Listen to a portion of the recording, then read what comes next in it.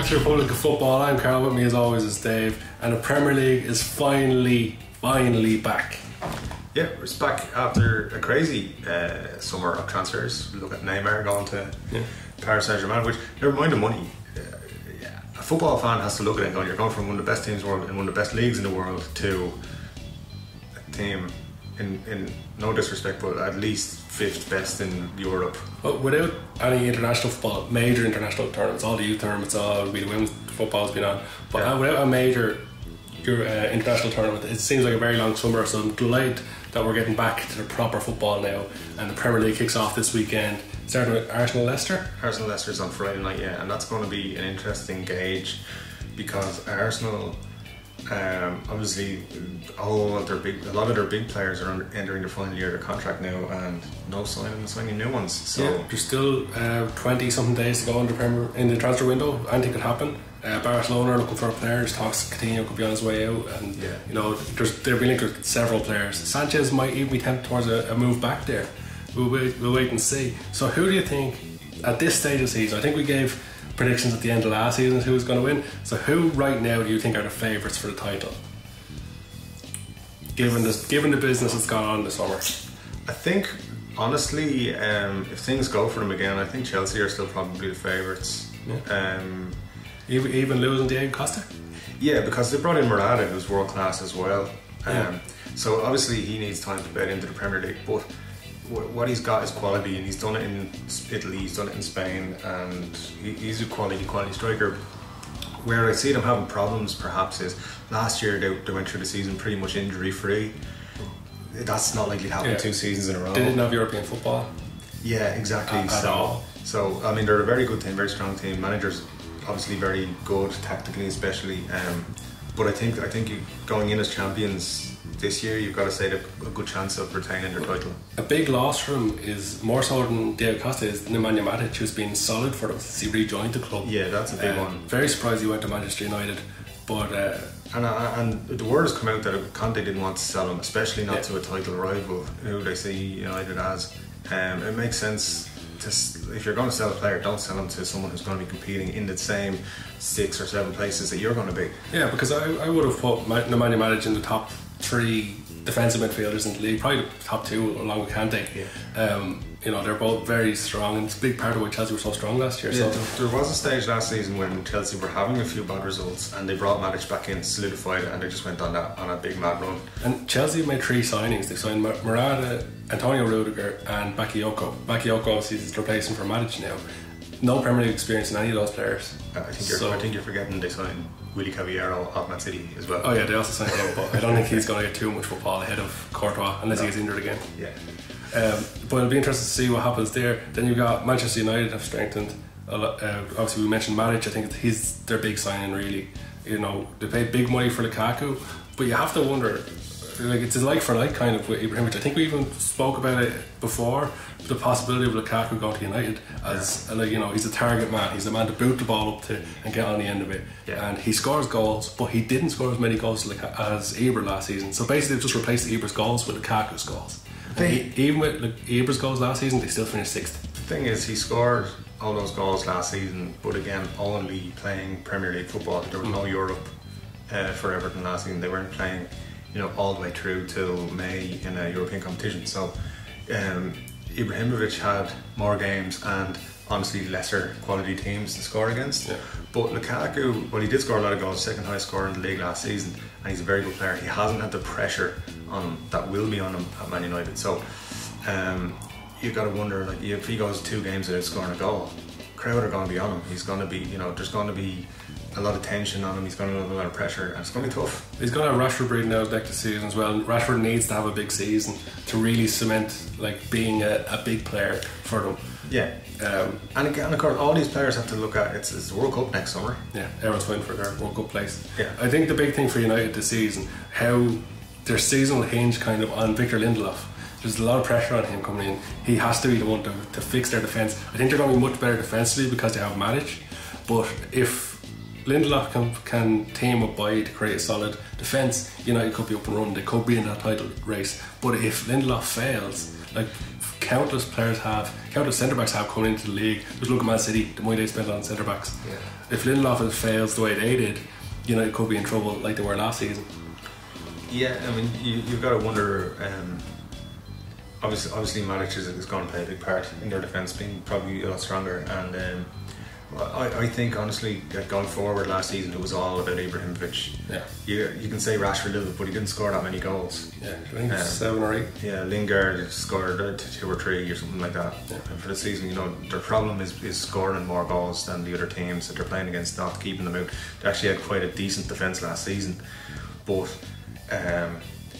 it wasn't the best, but it wasn't the worst. It was decent. It was decent, but their problem was drawing games, and I think that's where they're going to struggle again this season. I think they're going to draw a lot of games. And as you say, their big signing of Lukaku, well, it made waves all around the world. It's basically bringing in somebody who scored similar amount of goals as Ibrahimovic. Yeah, and you got to say, perhaps doesn't have the big game mentality that Ibra had. I think we'll wait and see on that one. It's possible that he'll hit the ground running because he's a very talented striker, but it's hard to know.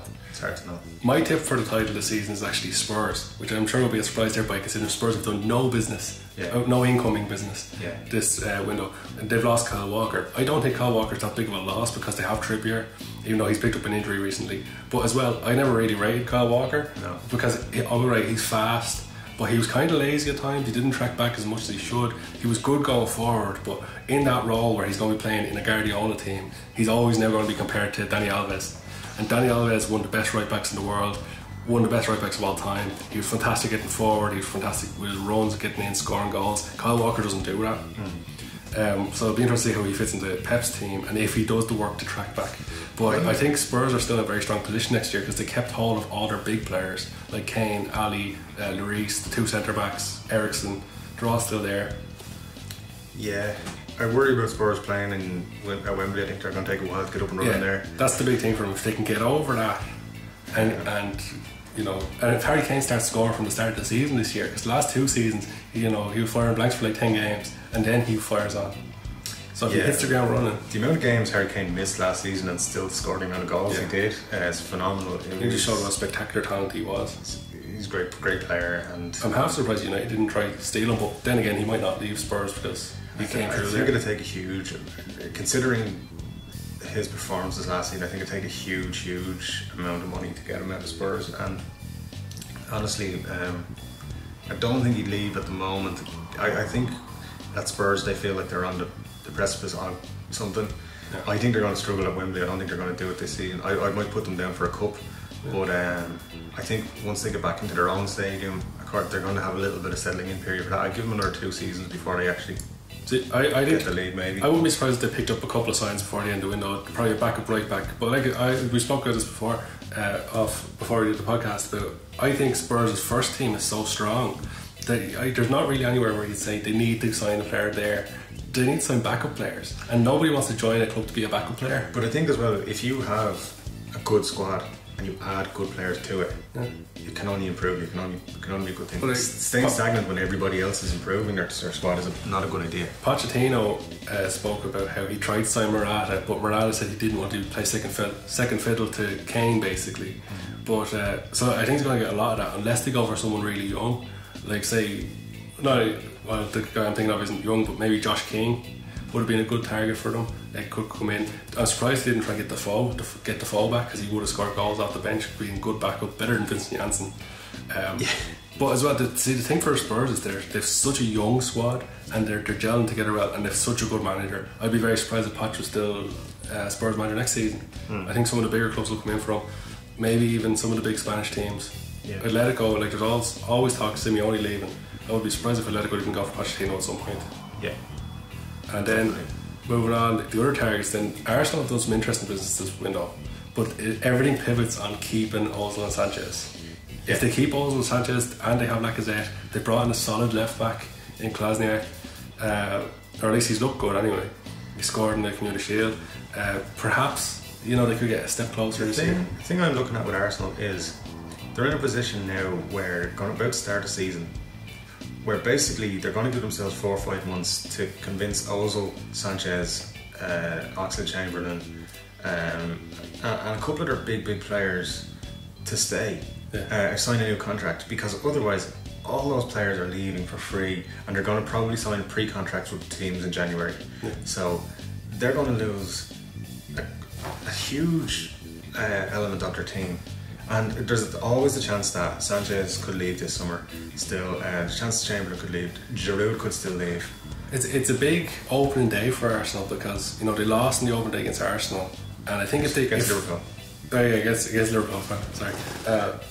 It's a big opening day against Leicester. If they lose to Leicester, they're instantly going to have their fans in the back again, just like they did last season. From opening day last season, the fans were right on their back saying same old, losing the opening day, going a bit of a run, dip in March, April, and then scrape back into the top 4 in the season usually, or challenge for the I can only imagine that the top players not signing new deals means that they don't want to stay. Yeah, you've got to think that. But it's beginning to look like nobody wants them. Yeah, well, I don't know. Because if PSG wanted Sanchez, they would sign him already. I think they were focused on Neymar, and that was ridiculous. But there's still 3 weeks to go. They could still sign him. We'll wait and see on that one. Then there's also Man City. Man City, have spent big money this season, but they haven't signed a big name per se. They've signed Kyle Walker 50 million, Mendy 50 million, Ederson for ridiculous money, Bernardo Silva, but they haven't gone out and signed a Neymar or like a Sanchez, like they were being linked with earlier. A really big name that's really going to change their team. And City have struggled the last 2 seasons. I think with City, what you've got some aging players who need kind of that back up a little bit. Like David Silva, he's still a great player, but he's getting on now. You need somebody in behind him as well. City have a lot of players who they need a good season. They've got Raheem Sterling. It's his 3rd season at the club, and he hasn't set the world alight in that position. If anything, he was outshone by Sané last season. Definitely. And so it's his 3rd season. It's make or break for Sterling now. Either become a key player, or they'll probably get rid of him next season. Same with Stones. He needs to have a good season, or else he'll lose his place. They'll just replace him. And the pressure on all their big signings. There's talk that Pep doesn't like Aguero, which is mental. So it's a big season for City. Pep himself is under pressure, because if Pep doesn't challenge for a title at least and do well in Europe, I think if they don't win the Champions League or the league, that Pep is gone. I think he has to focus on Champions League, because his style of play just doesn't suit the Premier League. We might be sitting here in 8 months' time with egg on your face and say, "Oh, City ran away with it in the end." But his style just doesn't work. I wouldn't completely bet against Pep not getting to Christmas.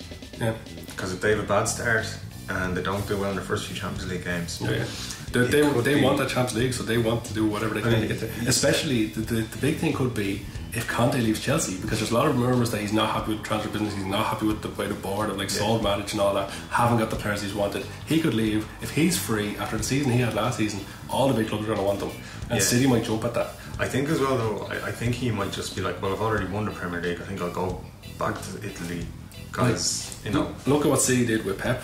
When he came free, they instantly got rid of Pellegrini. Well, they told him they were getting rid of him, left him there for the season. Yeah, I think it'd be very difficult for him to do that with Pep though, because because of his stature in the game. Well, it depends on the start of the season. Like if it's around December and they're outside the top 4. I'm not saying it's going to happen, but I wouldn't be surprised if he was out by Christmas. And then the other team are Liverpool. Jurgen Klopp's Liverpool, and they haven't done a whole lot of business. One piece of business, their biggest piece of business was Mohamed Salah. Yeah, and I think if you're any defence and you look at this from an unbiased point of view, like Man United fans, you don't want to look at this from an unbiased point of view, but you've got the pace of Mane last season tearing things apart. You've now got the pace of Salah as well.